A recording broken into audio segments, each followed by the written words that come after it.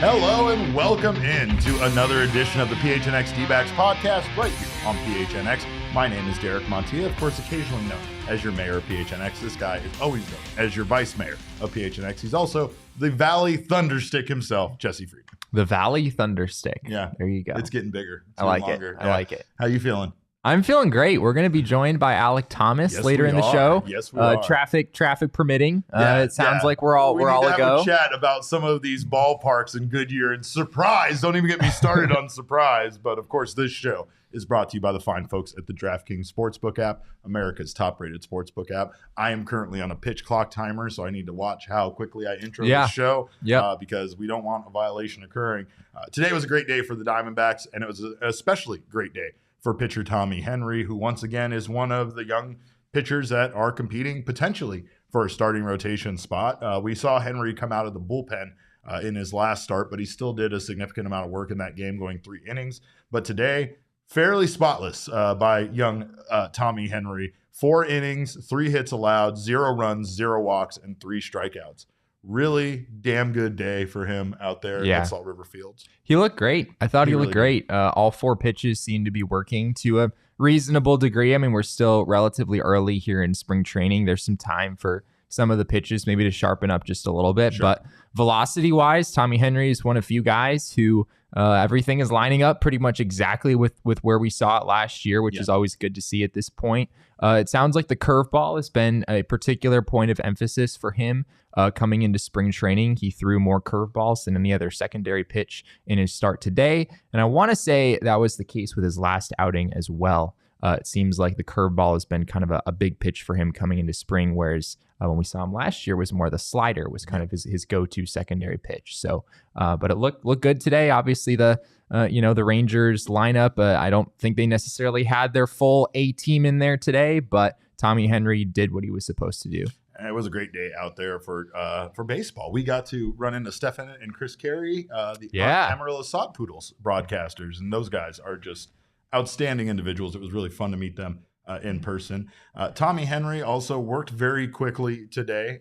He didn't really have too many issues with the pitch clock. However, there was one very close call. There was a violation against a Rangers pitcher. However, Tommy Henry, no violations. But he, as he says in his own words here, beat the shot clock on one. Yeah, I don't know. I mean, I had to shake a few times in order to get to that pitch, and I could see it was 3-2, and I don't know. I think it must have thrown him off, but we got the shot off before the shot clock went off, so we'll take it. I love that. Get the shot off before the shot clock expires. I mean, that's basically what it is, right? It's like Major League Baseball now has a shot clock, basically. Yeah. I mean, it's essentially the baseball equivalent of what's happening, or the basketball equivalent, I guess, is of what's happening here. Yeah.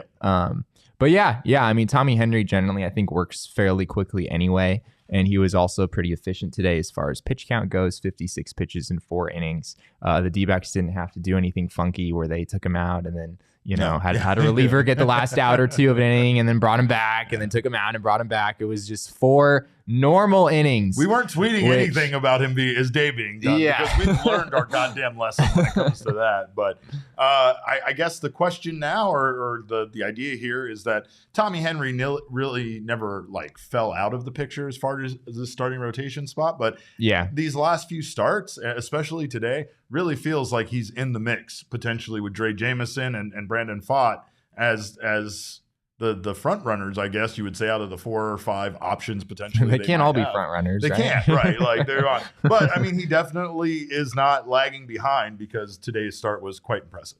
It was. Yeah, I mean, the ERA over spring training is 6.48, so that's not, that still doesn't look great. He had a couple pretty rough ones to start his Cactus League, but yeah, I think Tommy Henry has looked pretty decent overall.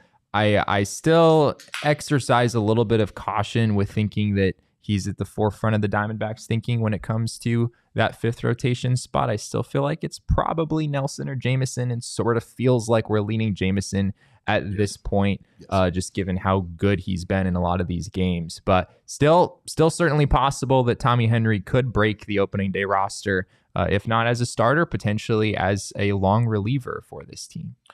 Shout out to everyone here in the comments. I know we are equally excited for Alek Thomas to stop by. Michael McDermott says bullpen was equally impressive today. Completely agree with you on that. The bullpen was very impressive, but the one guy that continues to impress us is Justin Martinez. I still don't know where he came from. I don't understand. I feel like Jesse and I would have been talking about an average of nearly 102 miles per hour on his fastball prior to now, but that is what is currently going on with Justin Martinez when he's on the mound. Yeah, it's insane, man. Justin Martinez, we saw him in the fall league, right? And I remember we tweeted out some video of Justin Martinez blowing away guys in the fall league with 98, 99. I think he touched 100 at some point in the fall league, but he averaged over 101 in his appearance today, Derek. Correct. And granted, he only threw he only threw 5 pitches, I believe. They were all 4-seam fastballs, and according to Game Day, they were all either 101 or 102 miles an hour. I love it. That's insane velocity, right? I mean, yeah. at this point in the big leagues, if a guy throws 98, 99, like that's great. That's top tier velocity, but it's not like hitters haven't seen that before. Right. Once you get to 102, they've probably seen it, but maybe from like a machine, not from a human being. Man. There's not that many people in this game, even at this point, who can throw 101, 102 miles an hour consistently, and that's what Justin Martinez did in his brief outing today. And good luck catching up to it if it's high in the zone too, right? True. Like if Brent Strom has him throwing that 102 mile per hour up in the zone, good luck. Good luck catching up to that. And I mean, Gabriel says if this bullpen is legit, we win it at all. I don't know how I can disagree with that, but let's just say honestly that the Diamondbacks have guys like this. Corbin Martin today, another guy that you he was good. Jesse stuck around just to see Corbin Martin, and he did not disappoint. He was good, man. Everyone who pitched out of the bullpen was good. 2-0 win by the Diamondbacks. So anybody that was involved in today's game did pretty damn good. But yeah, no, I mean, yeah, look at there's some numbers right there. Michael's doing our graphics work for us there at the bottom of the screen, but that's what guys hit today, and I mean that's damn impressive. Those were averages, yeah. Oof. So Castro averaged 96, McGuff 92, Corbin Martin 97, Martinez 101, Carlos Vargas 100. There's another guy who averaged over 100 today. I did the math, Derek, of all 44 fastballs. There were 44 fastballs thrown in this game by Diamondbacks relievers. From those 5 guys that I just mentioned, the average fastball velocity for a D-backs reliever in this game was 97 miles an hour. 97 miles an hour. Last year, did the Diamondbacks have one guy in the bullpen who could throw 97 consistently? Like, no. I guess no. Kevin Ginkel would get there occasionally. And McGuff's velo, not to knock 92 miles an hour, but of those 4, his is the one that's the outlier that's kind of dragging that average down. If you remove him from that equation, I'm guessing it's in the 98 range. I mean, probably. And the other thing is Miguel Castro's velo is actually down a little bit from what I've seen. Last year, his sinker averaged 98. Today, it only averaged 96. That's kind of what we've seen so far in spring training. Things have changed. It's different, Things have changed. What's weird is that there's a decent chance that the majority of those guys don't even make the opening day roster. Yeah. Right? Castro's going to be in there. McGuff's going to be in there. Martin, Martinez, Vargas. I think you could get one of those 3 guys maybe, but you're not going to get all 3 of those guys. They just don't have the room for that. Right. So it's pretty crazy. And this, again, leads to that frustration when it comes to, and again, I'm not even going to attack Mark Melancon. I'm just going to say in general to anybody being anointed with a position in the starting rotation or in the bullpen, there's just too much talent to not utilize that talent, to not go to that talent and make that talent your bullpen, to make that talent your starting rotation versus giving guys that aren't performing as well a spot simply based on the fact that you're paying them more money. I get it. I've talked about it. I'm using that goddamn tool I bought, whether it helps me actually trim the bush or not, because I overpaid for it, and I'm using it. I don't care if the old hedge trimmers are going to work better, but like sometimes you just got to cut your losses because you're paying that money regardless, and you don't want to impact wins on your team when you're also impacting, the team financially with investments in players that haven't really worked out. Right? Yeah. But one thing that really has worked out so far, at least in theory, is the Dalton Varsho trade, because so far we really like what we've seen. Yes, we're evaguerial it right now. Right now. We're breaking it down. 2 weeks into the Cactus League, we already know. We won it. As of today. Diamondbacks won the trade. Yeah. Lourdes Gurriel had a great double that I put on our account. If you check out our account over at Twitter, he got brushed back by a high fastball inside, came back and immediately, chokes up and doubles down in the left field. And it was just it was a quality at bat, considering that these guys don't have a lot of time when something like that happens to hang out outside of the box and kind of gather themselves and compose That's themselves. true. They have to get brushed back by a high fastball, and then they have to immediately get back in there and prepare themselves to hit. But I guess you could use your timeout in that situation, but I don't Yeah. think Gurriel did that in this case. No, he did not. He did not hesitate to get back in the box, and that's one thing we're seeing from a lot of these guys.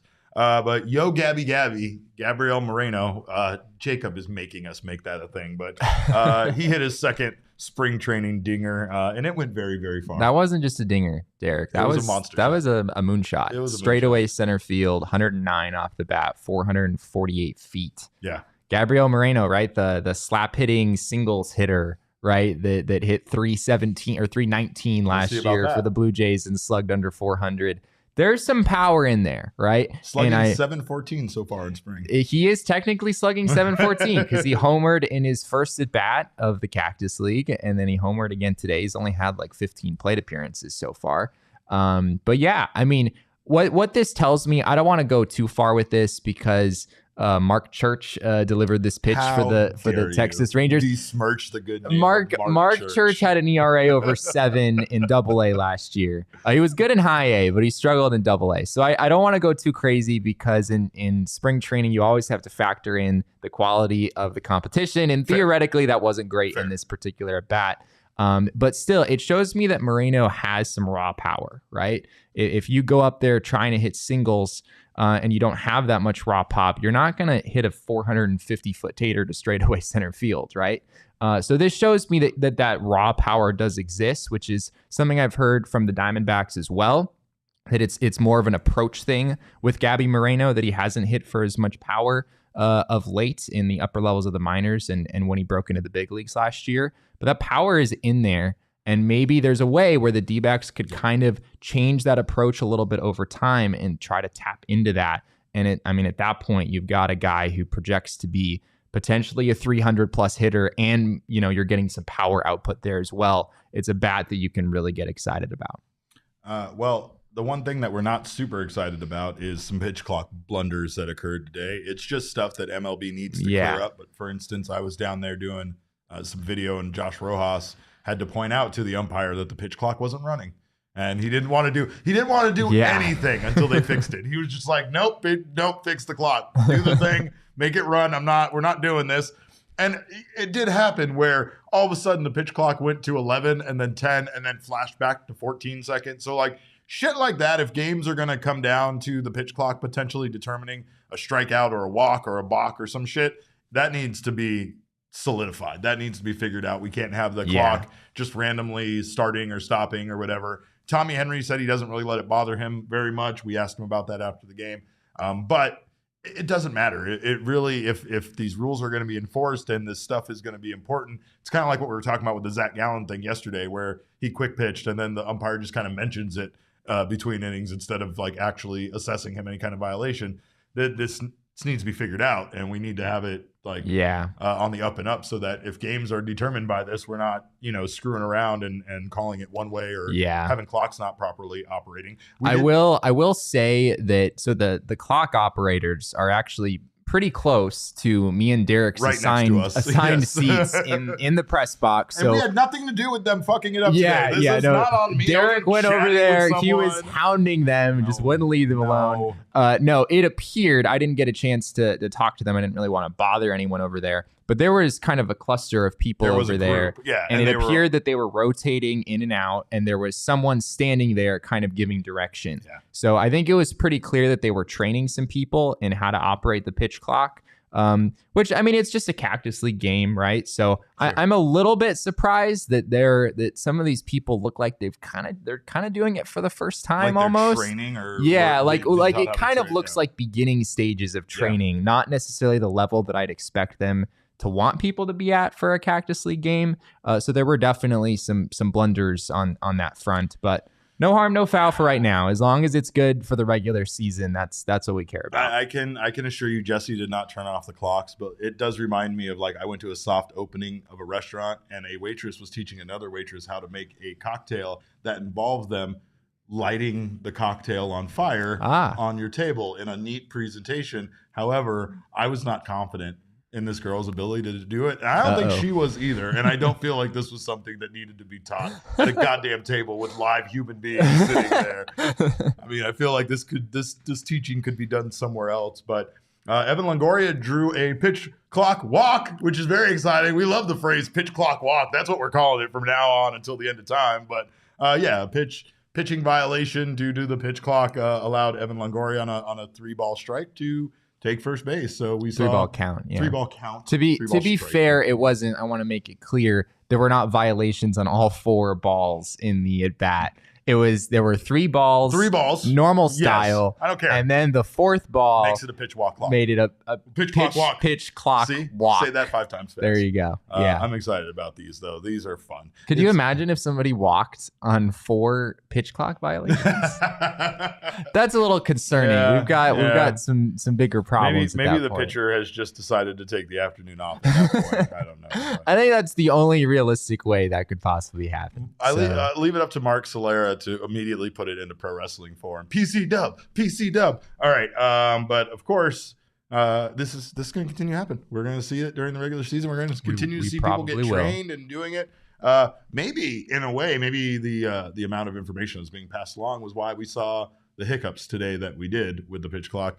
I don't know. At times I was down there by the batter, so I didn't get a chance to see what was going on up there. But just some stuff they need to get cleaned up both on the field. Again, there haven't been a lot of violations though, so that's something to keep in mind. Is if you're very much anti-pitch clock, we're still trending under 2 violations per game, which really shouldn't impact games like we kind of allege that they will. Yeah, we've just seen, like we talked about yesterday, already some of the biggest impacts that you can have to a game happen already this spring.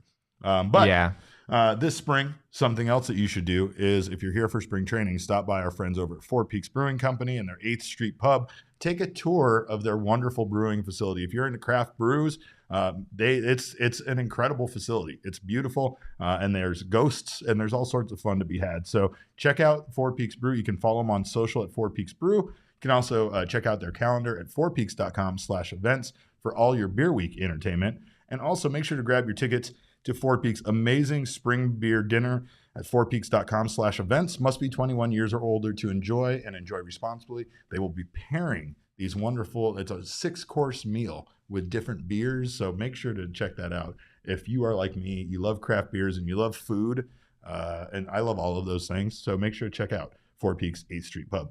We thank you guys for being here in the chat. If you haven't done so already, make sure to subscribe to the PHNX Sports YouTube channel. Sign up for notifications. That way you don't miss when any of our shows go live. And leave us a little thumbs up. It makes Jesse so happy. You have no idea.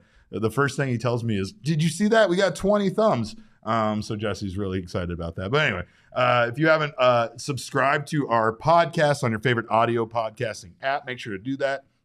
Leave us a review. We always appreciate the feedback. Also, join the family at PHNX. Become a diehard member. Get yourself some wonderful free merch and also some wonderful content. Your diehard membership not only includes a free hat or shirt from the PHNXlocker.com and 20% off all future purchases, including these wild Sun shirts that we got. It's a big day for the Suns. Big day for the Suns. KD playing home debut right down the street from us. But if you haven't seen all of the wonderful benefits our diehard package has to offer, you get Jesse's newsletter full count, as well as newsletters just for diehard members only from all the beats. You also get members only discounts at some of our partners, members only invites to events, members only merchandise, and so much more. Most importantly, get to be part of our Discord lounge, where we will tell you that our guest is running late due to traffic, and you get the heads up on all sorts of wonderful stuff like that. Not to mention, it's more fun to be a Diamondbacks fan or an Arizona sports fan there than anywhere else. So sign up today and become part of the PHNX family over at gophnx.com. I'm ready to once again get mad about video games rating the performance of actual human athletes, Jesse, because today was the day that MLB the Show released its ratings for MLB the Show 2023. And I'm not as mad as I thought I was going to be. I mean, they did this in kind of a savage fashion. They really did. They had at least the brief portion that we saw players were basically like writing on this whiteboard what they thought their rating would be. And they had the actual rating under a little. And then they revealed the actual rating. The only guys that we saw pretty well like overestimated what their rating should be. I kind of wonder if anyone like way lowballed themselves and they were like pleasantly surprised at what their rating was. That's the move to make. Yeah, that's the move to make. Like, yeah, I think I'm gonna be a 74 or something. And then oh my gosh, I'm a 91. No, these were okay. They were interesting. I didn't think it was super egregious. Zach Gallen's an 89. He's an 89. So that's not. That's our best player on team, Zach Gallen, without the K, by the way, from MLB. He's calling us Finks. We're calling him MLB now, him and that Steve Gilbert. But Zach Gallen is the highest rated player on the Arizona Diamondbacks. And more importantly, Zach Gallen is an 89, while Jazz Chisholm is an 88. Who's on the cover again? No. I don't care. You know what I'm going to do is make my own cover with Zach Gallen. I'm going to put that in my video game when I get it. But know that Zach Gallen is probably going to be fired up if he hears that his rating is 1 point higher than Jazz Chisholm. Fired up. And it should be. I mean, Jazz Chisholm had a great first half of the season, but then he got hurt and he only played a little bit more than a third of the season but when it was all said and done. So, putting Jazz Chisholm like up in the 90s or something, I think would be a little crazy. Zach Gallen, on the other hand, finishing top 5 in Cy Young voting, you could make a case that he should be even a little bit higher than an 89. Mark Solera says, Zach not a 90, fire in my blood. We need that clip ready, Damien. You got that clip ready? Because we're going to go. I'm going to hit that here in a minute. But Zach Gallen also felt like he was in the 90s. He was one of the guys that wrote on the board. Didn't he put I think he put 94. 94, and he was an 89.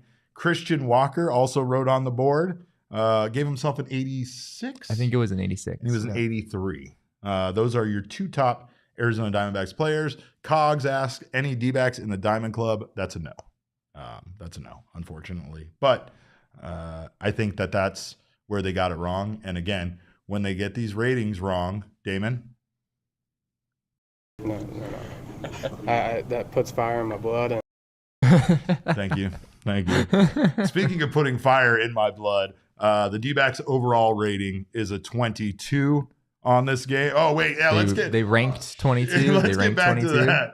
Here's the team rankings for the Arizona Diamondbacks. They rank overall at a 22, pitching 24th, their contact hitting 13th, defense 15th, power 19th, speed 8th. I don't like a lot of these numbers. Yeah, I think the defense feels maybe a little low, right? I mean, 15th, you would think the D-backs would be a little bit higher than 15th. I mean, they were pretty clearly one of the best defensive teams in baseball last year. I guess losing Dalton Varsho maybe plays a little bit of a role in that. 8th in speed, you also feel like they should be a little higher than 8th, having, several like 90th percentile sprint speed guys on the same roster. So I don't think it's anything too crazy, but you could make a case that things should be a little bit better than they were. Yeah, no, I agree. Again, we could take a look really fast at those ratings again. We have the ratings for the players up here. The Diamondbacks top 5 players. Zach Gallen there at 89. Again, Christian Walker at 83. Merrill Kelly at 79. Not that's a huge. A little low. That's a little low for me. Evan Longoria is 77, and Jake McCarthy rounding out the top 5 here. There's no Corbin Carroll on this list, and I don't know how to feel about that. That's a little strange. Yeah, I mean, obviously he only played about a month in the big league, so maybe they need to see a little bit more before his rating goes up. Maybe. But he certainly played like at least in the 80s somewhere, you would figure, based on what he did last year. Mark Solera is screaming in the chats. Have they seen how quick they run? They were second with the last update. Oh, they were second last year with the last update? How did they slow down? Come on. I need the good people at Sony to answer that question. That is pretty We good. have so many answers. Slowing down puts fire in my blood. That's what it does. But again, I can't wait to play this game. And of course, the first team I'm going to play is the Marlins. But Michael McDermott says Longoria at 77 seems high. Hey, no comment on that one. But again, that just might show that they're basing this maybe on older information until they update the rosters or whatever. It does take MLB the Show a little while, you know? It's like a player kind of establishes themselves and shows they're really good. MLB The Show tends to be a few months behind and like, okay, all right, now we'll bump up the rating a little bit like we probably should have a while ago. Ketel Marte, they did not. Now, don't get me wrong. These were just the players that they revealed today, so they didn't reveal the whole roster.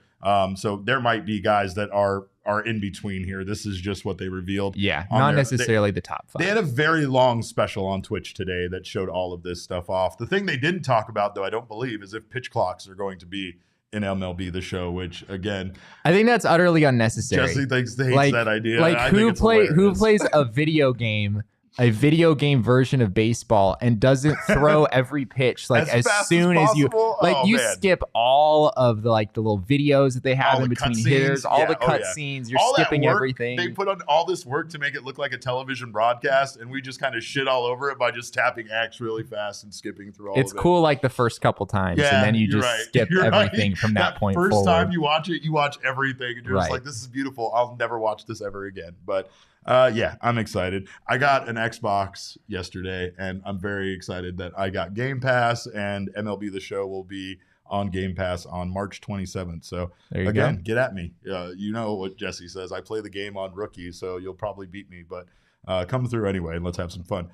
Speaking of fun, Jesse still hasn't decorated his apartment fully. Condo, not apartment. It's a condo. Townhouse. Technically. See, he corrects me. I knew it was going to correct me. But he does get recognized at stores buying decor. This is kind of wild. That did happen the other day. He wasn't even buying a Chase Lounge. That's the wildest thing. If they were like, wait, Chase Lounge? You got to be Jesse, right? No, it was just wall decor, right? Yeah. I was checking out at a home decor place, and the person checking me out did recognize me, and it was like, "Oh, are you Jesse from the PHNX D-back show?" Gross. I've never felt so accomplished. His head didn't fit in the studio today. It didn't. It really didn't. But of course, he still doesn't know how to furnish the rest of his house. So please give him as many ideas as you can. Do a good job at furnishing your house over at morefurniture.com, and then give Jesse all of the suggestions and all the help he can get. Also, make sure to get that white glove delivery service and make sure you don't lift a finger bringing that furniture in yourself and putting it wherever it needs to go. Save big on the best furniture in the Valley when you head to morefurniture.com. And of course, we want to give a shout out. I'm not allowed to eat gummies, sour gummies especially anymore on this show because apparently it impacts the way that I talk. However, I will be eating the rest of this entire damn bag after the show because Circle K has the best snacks. They have the best everything, best coffee, beer, and snack selection, and premium gas. So make sure to stop by your Circle K wherever you are here in the Valley. I am considering a trip out to Goodyear to be a road trip. So I want to make sure we check with Alek to see if he's grabbed some road trip snacks on the way out because some of these away games, they might as well be in a different city as far as I'm concerned. Fair. But that's fair. Make sure to check out our favorite location, of course, is the one right across the street here at 7th Street. It's an incredible location, and we are so excited to partner with our friends at Circle K. To kick things off, we've teamed up for an amazing giveaway opportunity. Text PHNX to 31310. Has to be that exactly, has to be PHNX. And if you do, you will be entered in for an opportunity to win a $500 gas card. See show notes for details, but we all need that gas, so make sure to grab that gas card. Very excited. Like I said, we've been making you guys wait long enough, so we are very excited to be joined by our young king, which I don't even know if he knows that we call him that, but Alek Thomas. What is happening, my man? Thank you so much for being here. What's going on? How you guys doing? We're doing great, man. How has everything been for you? I know this spring training has been kind of wild with your participation in the WBC, so how are you feeling so far? Feeling good. Yeah, spring training's been going good. Just had our first game, exhibition game with Team Mexico. Didn't go too well, but we're getting our feet underneath us, new team and everything, starting to get a chance to know each other a little bit. So it's a fun team, really funny, really lighthearted team, and I think we're going to be pretty special in the Classic. I'm much like yourself. My Spanish is terrible. I'm Puerto Rican, but I'm terrible at Spanish. So I was wondering how that was going with your teammates. But I also wanted to ask, what does it mean to represent Team Mexico in an event like this? Yeah, Yeah, I don't speak any Spanish either, so it's all good. Little communication. We got a lot of guys on the team that only speak English, so it's all good. But All right, good. no, it means a lot. My mom's side of the family is all Mexican, and they're really excited for me to to have this chance to represent that side, and yeah, they're super excited. How did your family react to you joining Team Mexico? Was that a big kind of celebration for them? Was your mom especially excited? Yeah, she was super excited. I think they knew that I was gonna do it if the opportunity, presented itself, and it did. And I was like, yeah, man, I'm definitely playing. And yeah, they were all super stoked about it. And yeah, they're ready. They got their all their Mexico gear ready to go. One of our guys in the comment has been asking us for months about getting one of your jerseys for Team Mexico, so we gotta make some merch happen. But I know that this has been again kind of an expedited spring training. I talked to you at one point. You said you kind of got an early start on it. So, like, is this, especially considering like last year and how kind of strange the year was? Has this been like a little? Do you feel prepared, and does it feel like a little easier of a spring training for you? Definitely. I think normally during spring training it takes me a minute to get started, and thankfully, this spring training I've been a little bit more consistent, and definitely helped that I showed up a little bit earlier and got that work in with my dad, and got some at bats early, and yeah, so far it's been one of my better spring trainings. So I'm glad about that, and obviously there's going to be some games where you don't do too well, but definitely happy about the way it started so far. Alec, I'm curious. Obviously, you really burst on the scene last year in the big league. Seemed like offensively, defensively, everything was really going extremely well for a few months, and then pitchers make adjustments, and there's kind of this period where you have to kind of adjust to what pitchers are maybe doing to you, and a lot of young guys, maybe hit a little bit of a roadblock. I'm curious, what has it been like just this off season? Have you made any adjustments? Are there any things you're kind of trying to do differently coming into this season? Yeah, I mean, definitely hit a roadblock, like you said. Yeah, they adjusted to me after I adjusted to them, and I just never adjusted back. And it was a chess match out there every day, and yeah, I definitely learned a lot from it. And definitely, whenever I got sent down, I took a deep breath and ended up playing well down in Reno, and cleared my mind a little bit, and ended the season on a high note. And then I took that into the off season, and tried to work on just staying back, and recognizing pitches, and not being so aggressive. And so I did some drills that help with that, and so far it feels pretty good. And that's pretty much what I did this off season. No mechanical or anything like that. Just more of just staying back and staying through the ball, and definitely helped so far. How much fun has it been to play with this outfield? I know you guys haven't had a lot of games together last season, and I know that so far in spring you're kind of broken up at times, but it feels like you, Corbin, and Jake really do have some great chemistry together, and it always looks like you guys are having a blast out there. Yeah, I mean, you said it. We're always, joking around, having fun, and practices are really funny, and the games are we're all, meshing well together. And we played, together for a while now, and we're brothers out there, and yeah, I definitely get glad we have a good group of guys out there.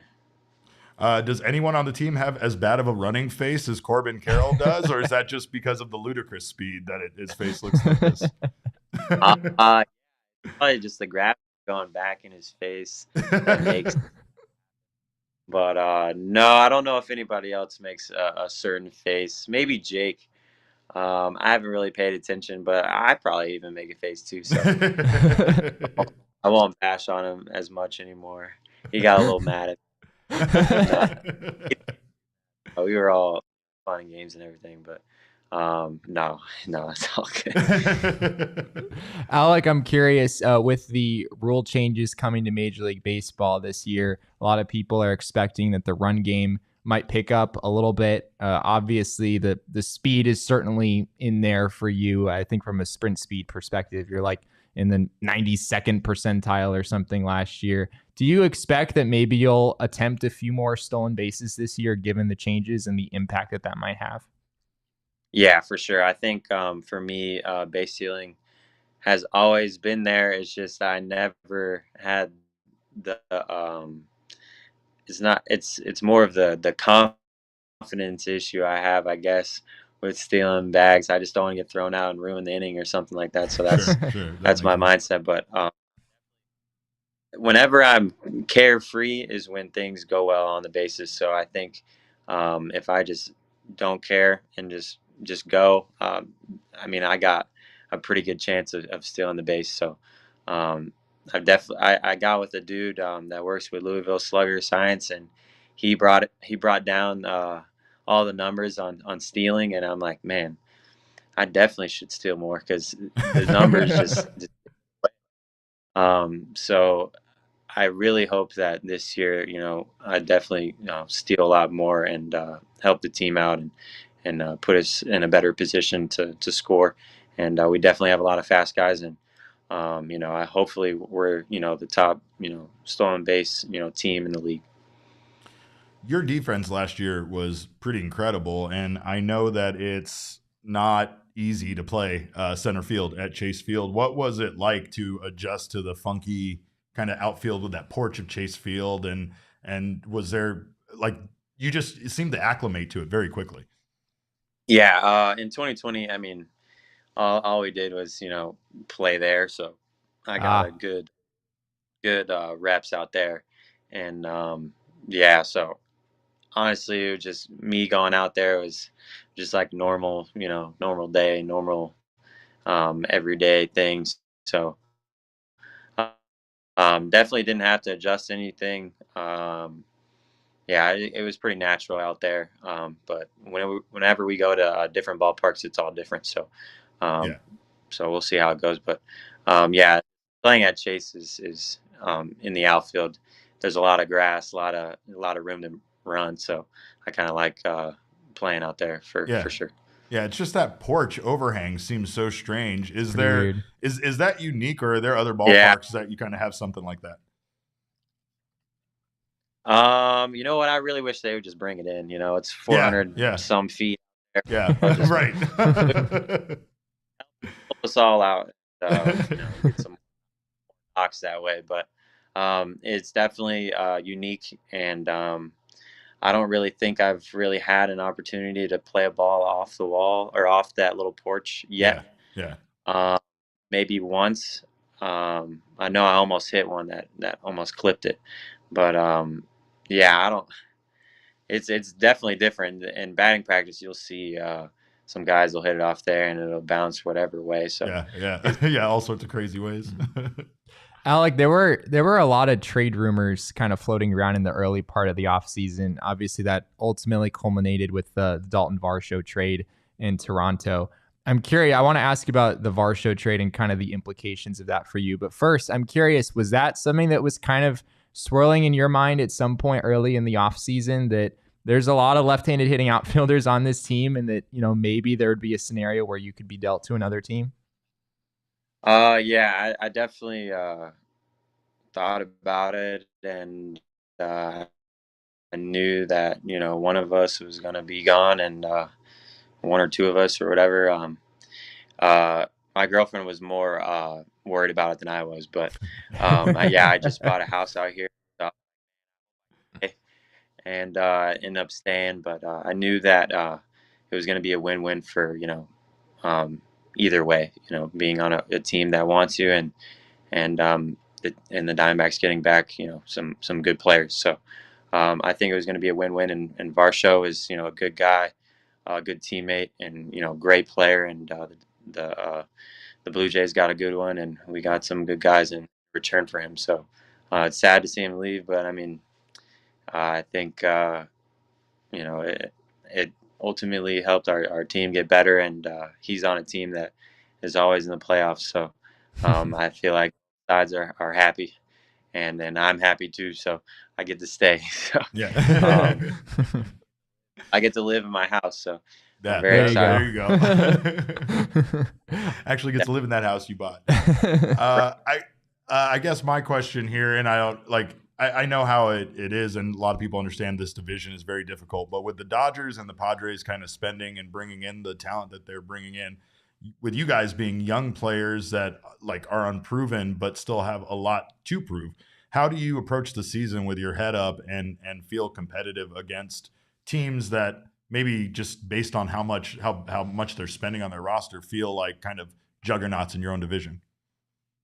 I think our mindset is that, we don't really care like how much money, another team has. Like, we know our brand of baseball, and we're going to go out there and play our brand. So, and that's pretty good baseball. So I think it doesn't matter if we're playing the Dodgers, the Giants, the Rockies, or the Cubs, or the Padres, or whatever it is. I think we're just going to stick with what we're best at, and what we're best at is pretty good. So if we just do that, I think we're going to be a really good team and playoff contender. Do you think, Alek, I'm curious, how do you just kind of approach this spring training? Obviously, you're away from the team for a little while here with the WBC stuff, but I guess you're also sort of kind of competing for a job and trying to be that everyday center fielder for this team in 2023. How do you approach just trying to land that role that you want for this year? Yeah, so I mean, when I was down with the team earlier, I tried my best during my at bats to have good professional at bats, and take my walks when they were there, and play, or have the right approach, and it was going pretty well. So I would just try to do what I do best, and for the most part I did that. And now I'm trying to carry it over into this, WBC, and still have that same approach, and prove myself there as well. So not only helping, the home country, but helping myself, try to win a job as well out there in center field. So yeah, so trying to do two things at once. Sure. Bring home, the trophy, and also try to get that job as well. So. Um, Honestly, I'm just gonna go out there and try to do my best, and I'll stick with my approach, and good things will happen when I do that. So, I don't mean to like undermine spring training games, but does playing games that are more meaningful, like the WBC, does that help you like to try to just kind of get your mind ready for the regular season versus if you were kind of just with the D-backs, not preparing for the regular season, but like Jesse said, also kind of trying to compete for that everyday spot as a center fielder? right, yeah. So in spring training, I mean, guys are working on stuff, Yeah. and during WBC, like, they're trying to get you out. They're trying to win. Yeah. So spring more of a ramp up, and the WBC is not a ramp up. It's a now thing, and they're trying to win, and we're trying to win. So definitely a different atmosphere, and it's going to be a lot different. And I'm glad that I get those reps, and high stakes moments, and Yeah. USA versus Mexico is going to be sold out. Yeah. And I've never really been in front of that many people, so It's going to be an atmosphere. sure. And I think Tori, said it best. I mean, he said, you're gonna love it, and it's gonna be a lot different, and I'm sure that the Diamondbacks were sold out back when they were in the playoffs, or when we were in the playoffs, and and that atmosphere was pretty sweet. So just for me to get that and be accustomed to that, going into the season, will definitely help a lot. I love it. I love Tori's support of you guys participating in the WBC. I know we're seeing that around baseball, but it really feels like that's helping this year's particular tournament feel like one of the most exciting versions that we've seen, particularly, possibly ever. But I did want to ask you about Tori and kind of the coaching staff. It seems like you guys have all kind of had found success relatively early coming to the main roster. How helpful was it to have Tori be your manager in that process and be supportive of you guys coming up. Just what was that atmosphere like when you came up to the main roster from minors? He was very chill. Definitely let me go about my business, and I respected that a lot. And that's pretty good for a young guy. He didn't ask too much from me, and that's all you can really ask for is a manager that lets you be you, and that's what he did. And he's continued to do that as well. So I've gotten to know him a little bit more this past spring training and off season, and I'm glad I got to do that. And being a manager is hard, and I feel like I've seen it from the White Sox standpoint. Just being there with my dad and being a kid, and now being a player and him being my manager. You definitely see the difference between the two, and now I understand. Manager is a tough position to be in. You got to be different, not really different, but you got to present yourself a certain way. And Torrey has done a good job of it so far, and from my perspective, and definitely like him as a manager for sure. So in Fortnite, Alek, you or Corbin Carroll, who's better at the end of the day? Who told you about that? I poked around in the clubhouse at one point last year and found out a few things. It's definitely me. Definitely Corbin has rage, like bad, like gamer rage. I lived in his house last year during spring training, and we'd play, after every spring training day, and we'd play, 1v1 box wars. Oh, wow. And he would just clapped like bad, like every day, or the one time that I lose, I'll yell. But we definitely had some heated rivalry in Fortnite, but I feel like we have not played in a minute, and maybe he's grown up or maybe I've grown up, but I've moved on, and I think he's moved well. But I play Call of Duty now, so Okay, there we go. He doesn't play Call of Duty. But I think Corbin grew up a lot, and he don't play video games anymore, so he's got to focus it's all on good. running. But I'll play. Yeah, he's got to focus on his face, but not play with Ryan Nelson, Brandon Fott, all those dudes. Jake McCarthy, I play with him. We all play Call of Duty, so we're Nice. grinding on that. Search and destroy. There we go. I'm a former Call of Duty guy myself, so reformed. I was addicted, and I had to step away myself. Hey, man, thank you so much for joining us. We appreciate it greatly. We wish you the best, and we can't wait to watch you this season, man.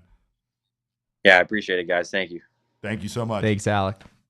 Oh, all right, well, we got the official breakdown on the 1v1 stats. Yep. And man, I just said I shouldn't get back in the Call of Duty world, but that makes me want to get back in the Call of Duty world. Again, Alek is going to be at a very packed house when it comes to Chase Field for that USA versus Mexico matchup. So don't make sure not to miss that. And Jesse will be out there. I will not be. Well, I might be in the stands, but maybe you'll be in the stands. Maybe we'll be in the stands. Maybe I'll sneak into the press box. But of course, we thank you guys all for being here. Make sure if you haven't checked out a place to go play video games. Speaking of video games, Octane Raceway and Mavericks is the place to go. Not only do they have a bowling alley and a full kart experience over there, like kart racing over at Octane Raceway, but Mavericks has a whole ton of video games, virtual reality, laser tag, axe throwing, a bunch of stuff. So make sure to check them out.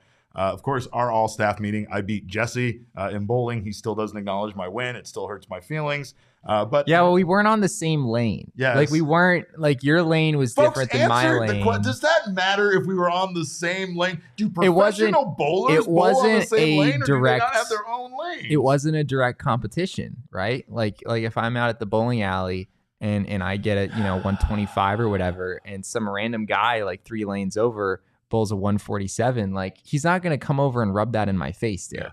We're not part of the same we're not part of the same game. So Cog says OSND, a little search and destroy. Alek is cultured. Yes, I agree. I get that reference and I appreciate it. By the way, Wednesdays, winning Wednesday, half price arcade games all day. Ooh, Tomorrow on Thursday, Big Bucket Thursday, $20 beer buckets all over at Octane Raceway and Mavericks. Book some fun this spring at Octane Raceway and Mavericks. Kart racing, virtual reality, laser tag, all that stuff. Axe throwing, which Jesse won't do with me. Bowling, arcade, great food and drinks and more. They've got it all. Bring your spring training ticket stub and you will get a free $10 game card. So, hey, there we go. We hooked you up. You're out here for spring training, get some gaming going on, have some fun. Check out very close to Salt River Fields. Very, very close. Very, very close. There's very a whole convenient. day you can go out to a place and you can skydive and then you can go hit some golf balls and then go over Octane Raceway and do all of that there. And, of course, check out their website at octaneraceway.com and mavericks.com to learn more. You can book your events through those websites as well. And also, speaking of spring training tickets, save on those. Get them for like $4. Why are you paying all of that money? Get your tickets over at gametime.co. Save up to 60% on tickets when you buy tickets last minute. I don't even know if it's 60% because $4 seems ridiculously cheap. They might be $10 tickets and you're saving that 60%. Or, I don't know, they might be $30 tickets and you're only buying them for $4. But you can save on tickets when you wait till the last minute. And the best way to support us is by buying your tickets through the link in the description for the show. So make sure you do that. Go check out some spring training games. Go see Alek Thomas when he comes back to the lineup for the Arizona Diamondbacks. Most importantly, check out the WBC. The World Baseball Classic is going to be an absolute blast. It is happening now. Jesse and I are going to have a video describing to you more as to why you should watch the World Baseball Classic and why it's absolutely not to be missed. So check that out on YouTube. In the meantime, you can follow us on Twitter. I'm at cap_caveman with a K. He is at Jesse N. Friedman. Our show is at PHNX_DBacks. But of course, all roads lead to at PHNX_sports on Twitter, Instagram, and Facebook. I almost broke there. You said that so many times. So many times. I don't know how I messed it up. But big thanks to Alek Thomas for being here. Very excited to watch him, not only in the WBC, but as a part of this team this season. And of course, we thank you guys all for joining us for that. On behalf of Damon, Jesse, and myself, we appreciate your time. And remember, kids, baseball is fun, but it's so much more fun when you play for Team Mexico and don't speak Spanish.